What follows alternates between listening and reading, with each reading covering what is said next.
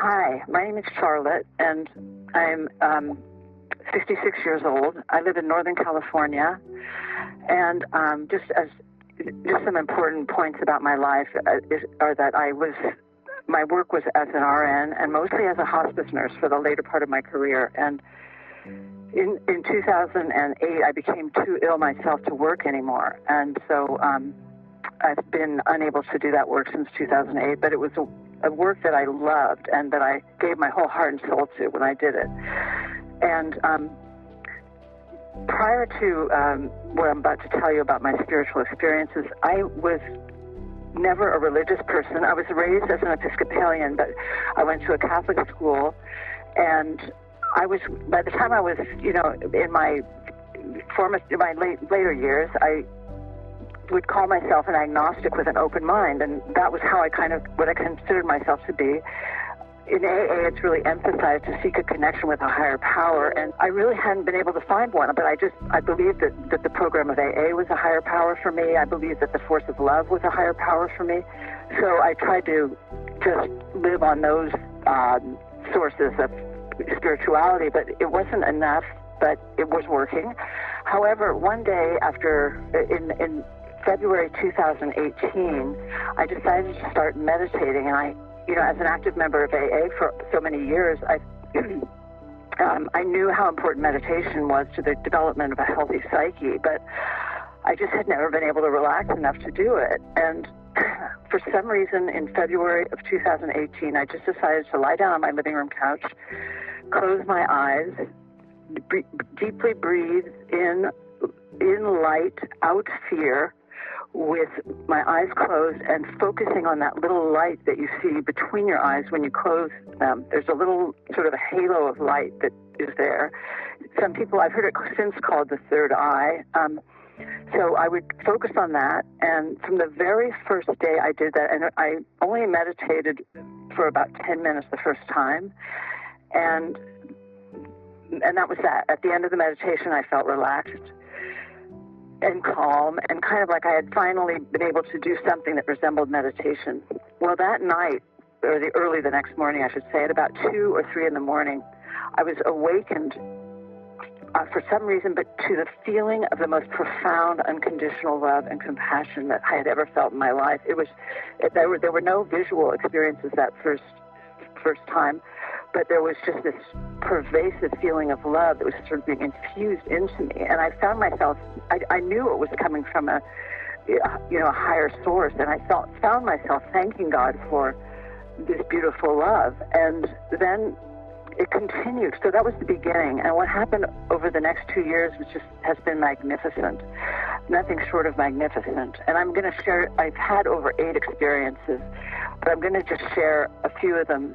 And because, they were all so different, but all of them were so similar in that they were all about unconditional love and compassion. And though they are not NDEs per se, there's a lot of similarities. And because I've been so sick for many years, I got sick in 2008, and I'm still chronically ill. I was acutely ill for many years on and off, and had to be hospitalized multiple times for recurrent acute pancreatitis, and one time I had to go in for a fever of 105 from septicemia, and I was in the hospital for long periods of time at different times during this past decade plus of my life. And I believe that is somehow related to these experiences, and somehow why the door was opened so quickly to the other side. It was as if they were waiting for me to reach out, because the biblical saying that I'm acquainted with, seek and you shall find, knock and the door shall be open, those became very real to me right away. It was like I knocked on the door and it was just flung wide open. So I'm just going to talk about a few of my experiences right now, starting with this one, which was in May of 2019. So these are not necessarily in chronological order.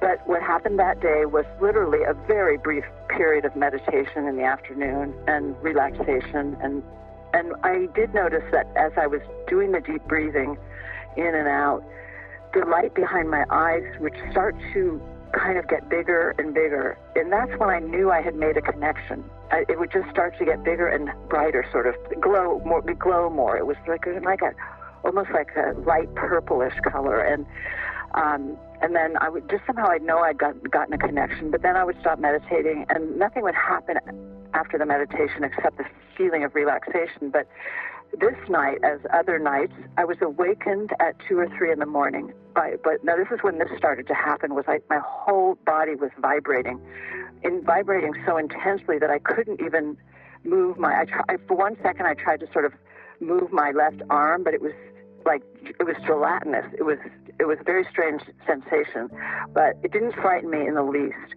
In fact, the thing about the vibrating was that it felt very familiar to me. And from the very first time I had it, I thought, I've had this before. I recognize this.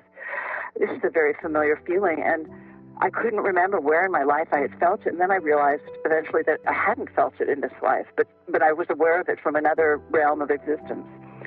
So with the vibrating, my whole room started rumbling. And in California, we know what that feels like. It's right before an earthquake. You get this sort of a low rumble, and then the earthquake starts. It's also similar to what the sound or feeling of a train coming in from a distance is, where the platform sort of starts to shake a little bit. And that's what it felt like and what it sort of sounded like. And I looked on the ceiling above me, and swirling above me in a very beautiful but slow fashion, where it looked like sunset clouds, the color of coral, sunset, orangey, just beautiful, formless. There was no particular form to these clouds, but they were just beautiful. And I noticed to the right of me there were beings on my bed that I immediately knew they were benevolent, and I didn't have any inclination to turn my head to look at them. I just sensed them. I could sort of see their profile a little bit but I just didn't have any need to look at them. But they were sort of going, ooh, ah, like they were admiring what was unfolding in front of us.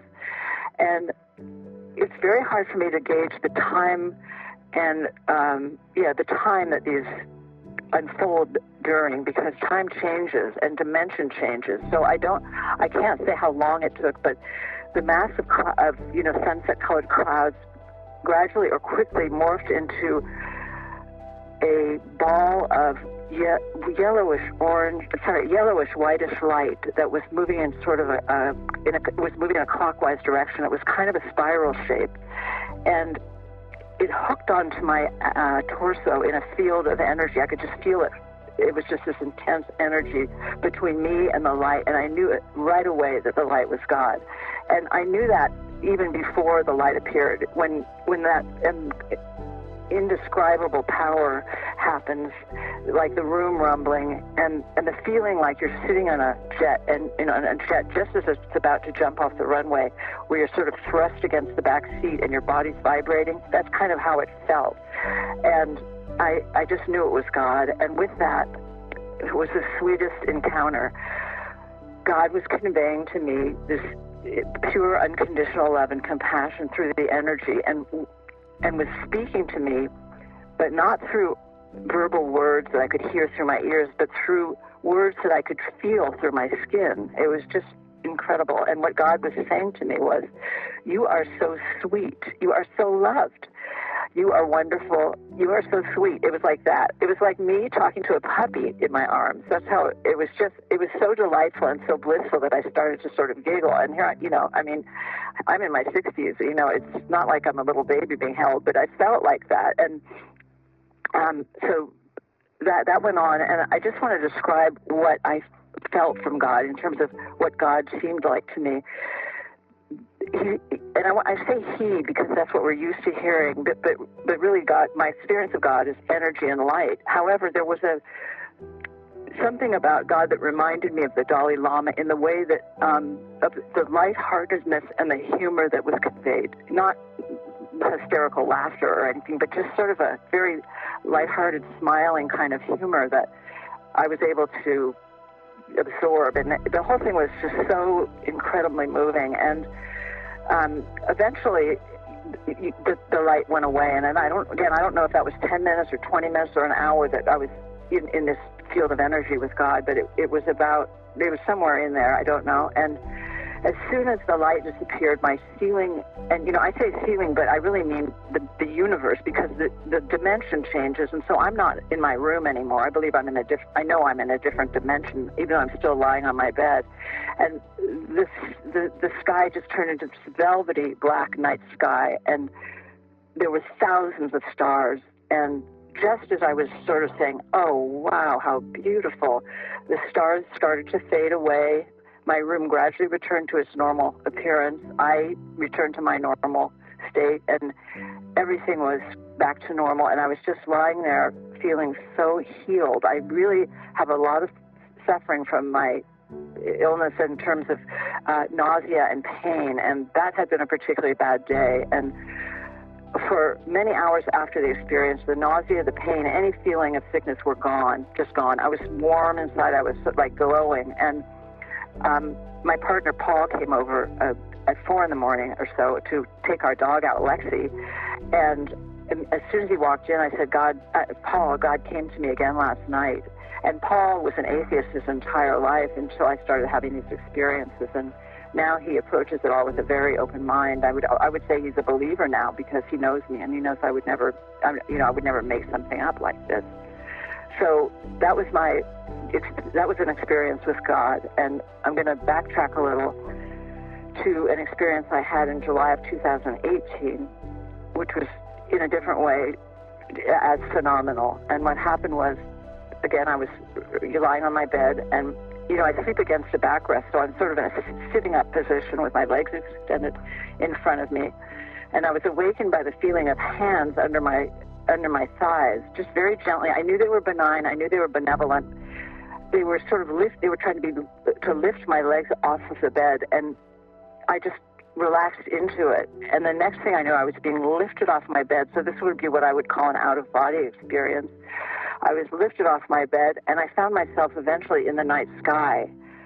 And I was very peaceful, and I was in the same position I had been in when I was on my bed, my legs extended in front of me, my back elevated, maybe about 60 degrees. And I suddenly became aware that there was a being holding me from behind, hugging and holding me, and infusing me with the most incredible love. I mean, it was just so intense and felt so wonderful. And I didn't think to ask who the being was, but at first, I mean, what happened was, all of a sudden I heard my voice resounding across the night sky, asking a question that had never occurred to me to ask, but it was my voice, and I heard, "But where's Jesus?"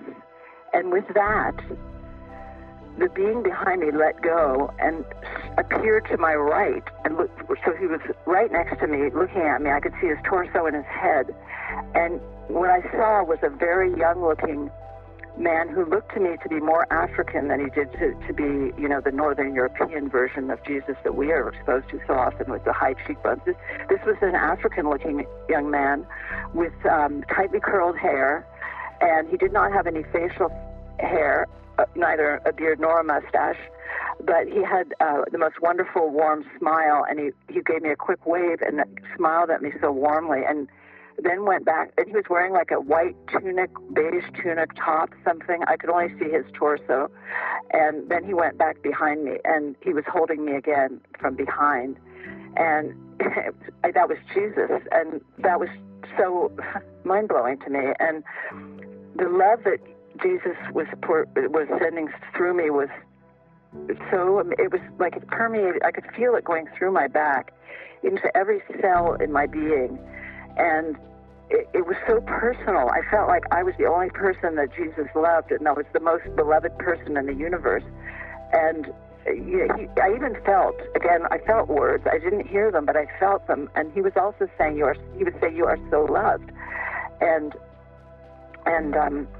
he was also conveying to me in some way that wasn't verbal, that I knew you during high school, and I even loved you in high school, and I was really bad in high school. I was prankster and a troublemaker, and I was a Catholic schoolgirl, and I was always in trouble, and I had a severe drinking problem starting in my teen years, and fortunately it stopped when I was 26, but anyway, and now I'm 66, so I've been, as I said before, I've been sober 40 years, but that was just so mind-blowing. And after that, we sort of started the speed picked up, and we were sort of racing through space, and we eventually landed back on my bed. I don't know how I don't have a memory of how we went from the sky back onto the bed, but all of a sudden I was back on my bed, and I could feel the hands underneath me let go very, very gently. It was almost imperceptible, but I could feel it, and I just was I was so ecstatic, and I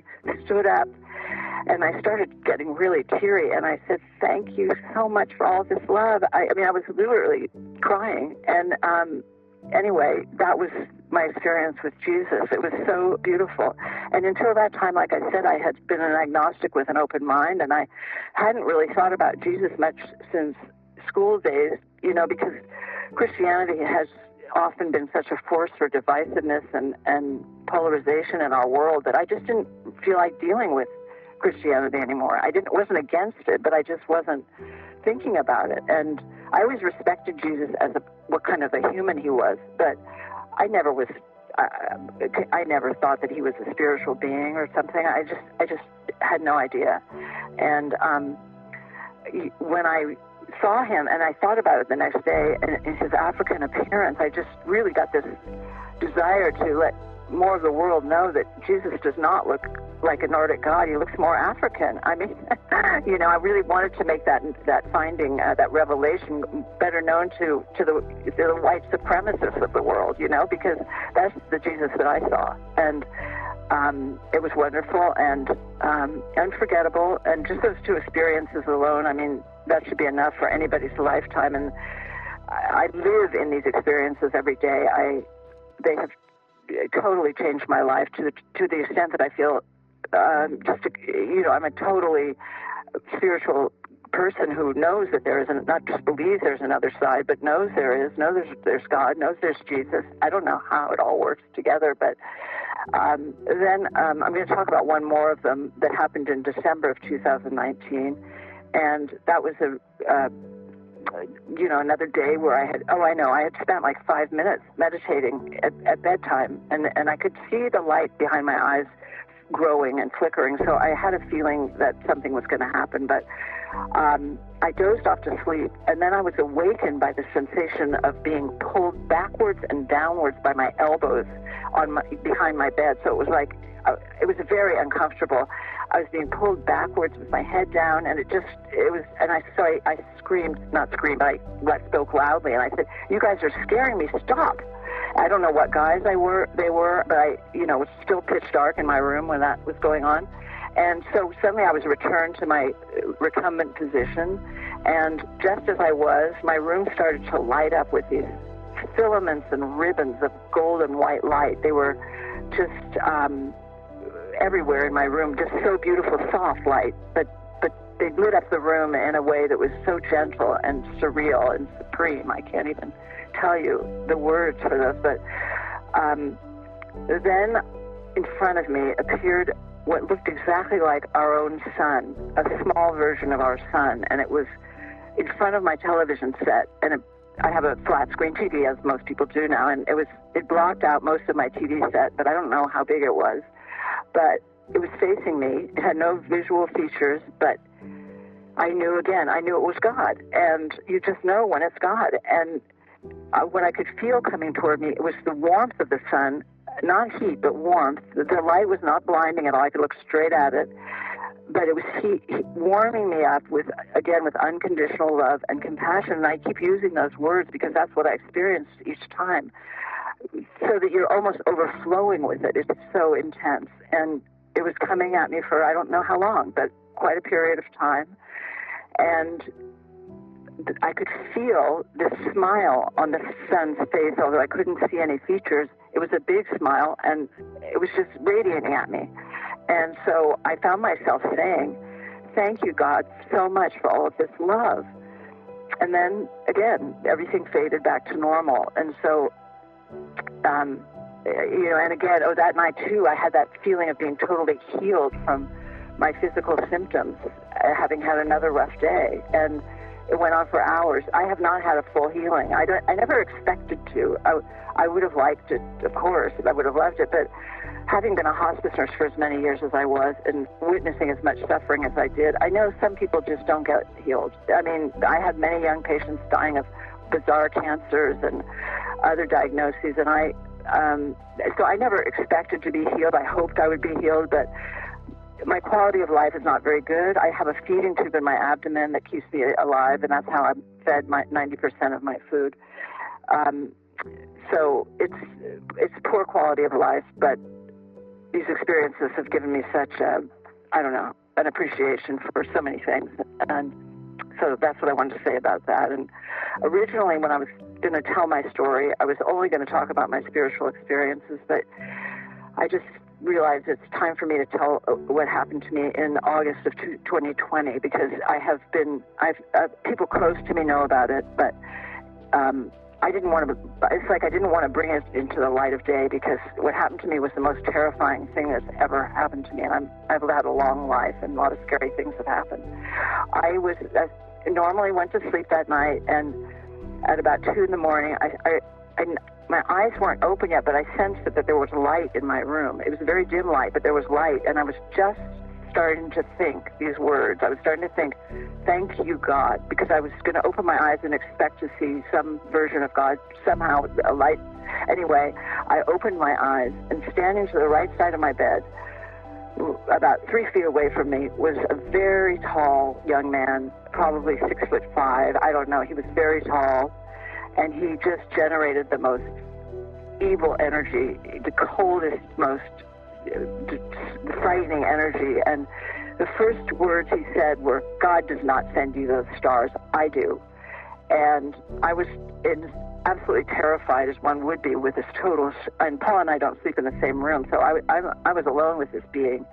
And he started to walk around my bed, and I was just in absolute terror, and I didn't know what he was going to do, but he walked around my bed, and for a moment he disappeared into my bathroom and turned the light on, and I had no idea what he was doing in there. And he came back, and I hoped he would disappear, but he came back, and he was standing right by the side where I sleep, and he was facing me. And for some reason, I think it's what's called Stockholm Syndrome. For some reason, I reached out to him with my left hand, my left arm. I couldn't touch him, but I reached, he was still a little too far away, but I said, "I love you." And I don't know why I said that.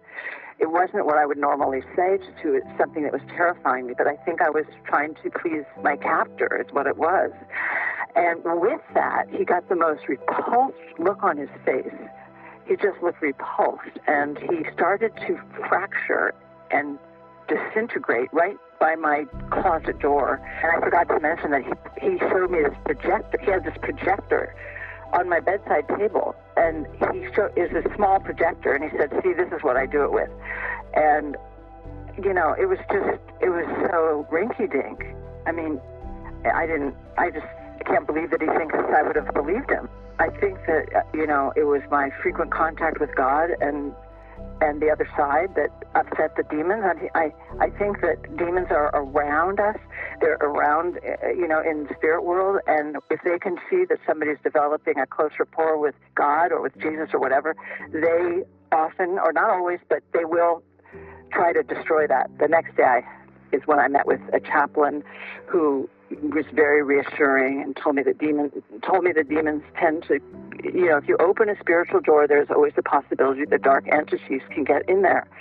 And that this demon knew about my close connection with God and the other side, and that he really wanted to cause me to disbelieve in all of it.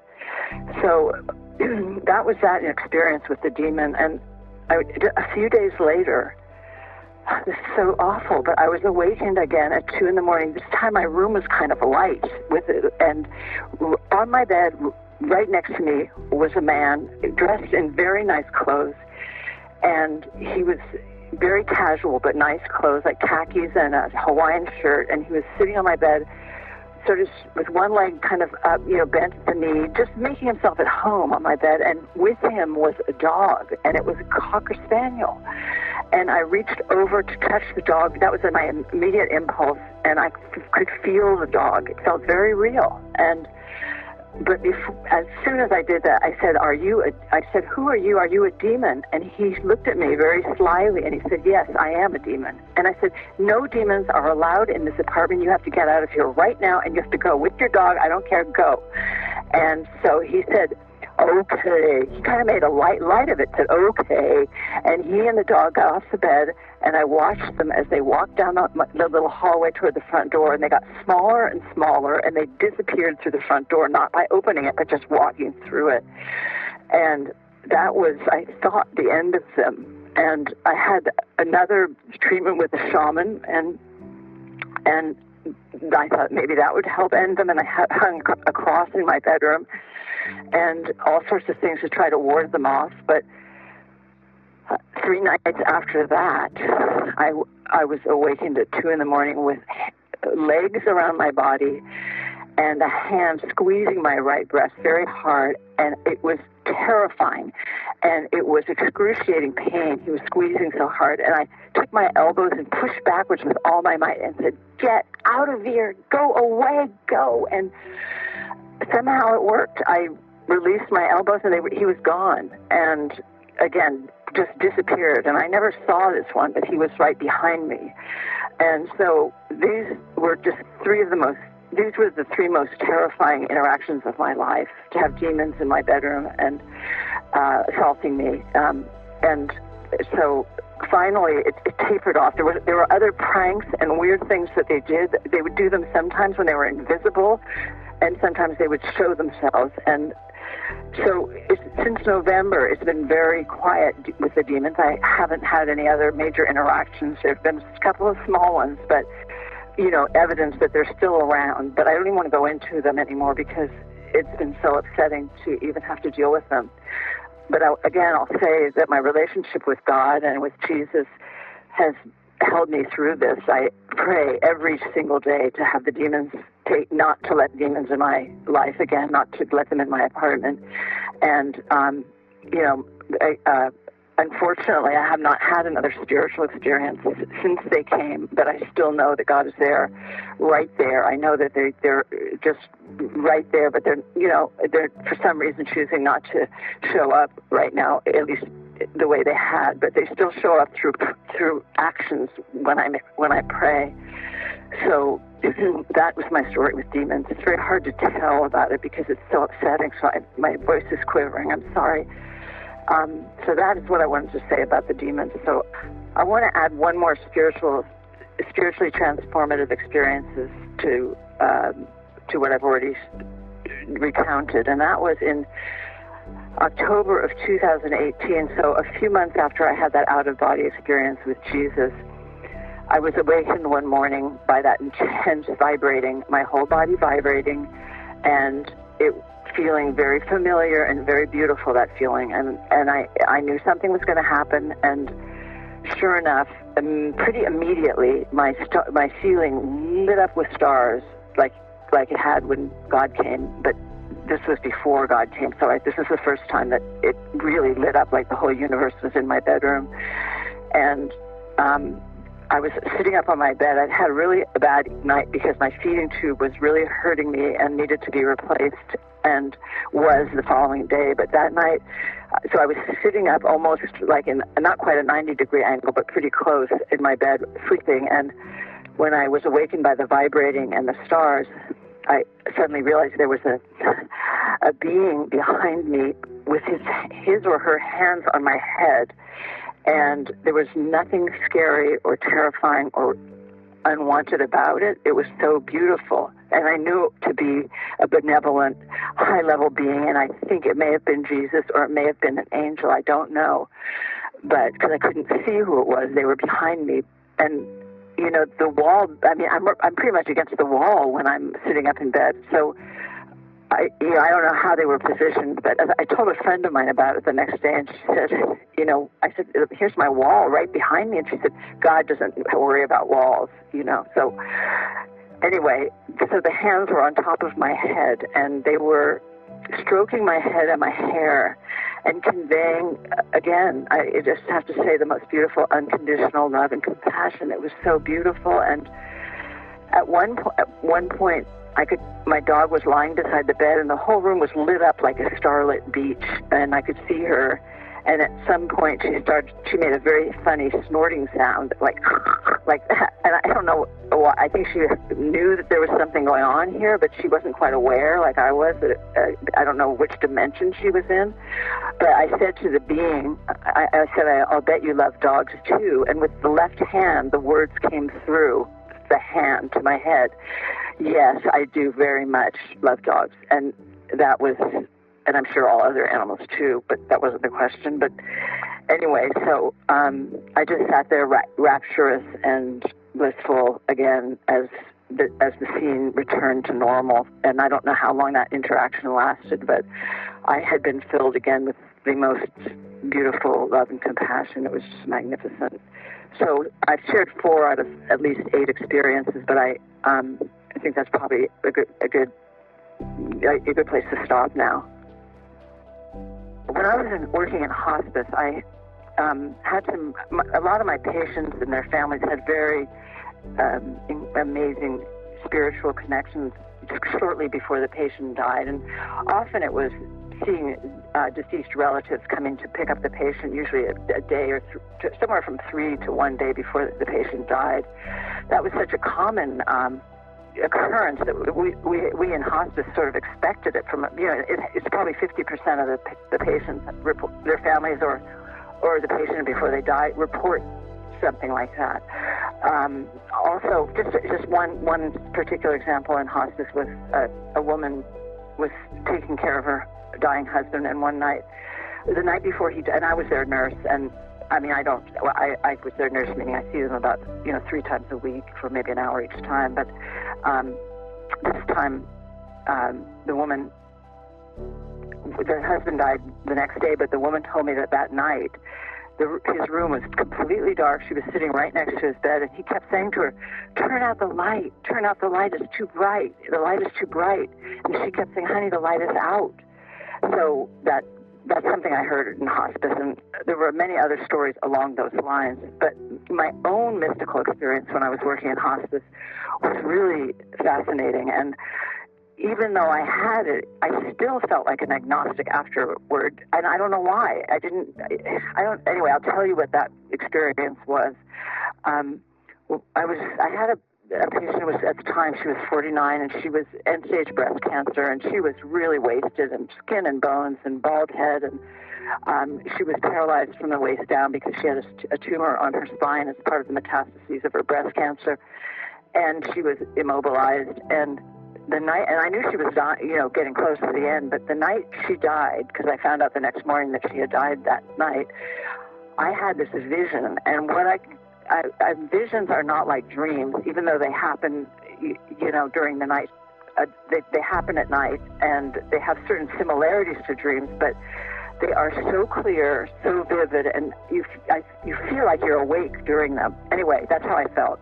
And what it was her name was Kitty, and I felt all of a sudden Kitty was melting off of her hospital bed. She had a hospital bed in her home bedroom.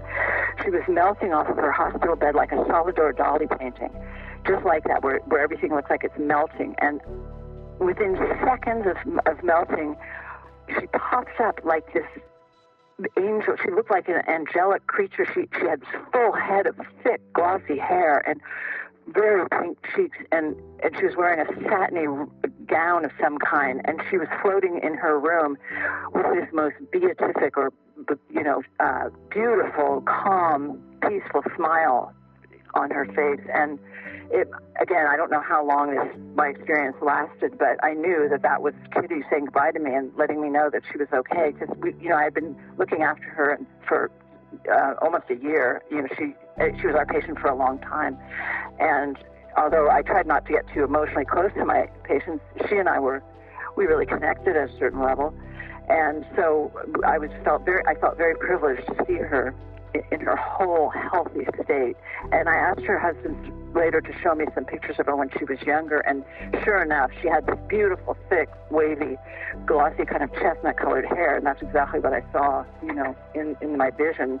Whereas when I knew her, she was bald from all the chemo and radiation. So I wanted to add that when my patient Kitty died that night, and I had that incredible vision of her melting off the bed and floating into the air and looking like she had transformed into this most beautiful being. I just wanted to add that what it reminded me of at the time was a caterpillar turning into a butterfly. That's exactly what it was. It was very similar in its beauty and its magnificence and its spirituality. I mean, it was just so incredible. So I just don't have the words, and I'm not a great public speaker, but I'm doing the best I can. So that's what I wanted to add to that. If anyone wishes to contact me, I'd be happy to hear from anyone. My name is Charlotte Ritchie, Ritchie, and my email address is Char, S like Suzanne, Ritchie, Ritchie, @hotmail.com. So it's CHARSRITCHIE @hotmail.com. Thank you.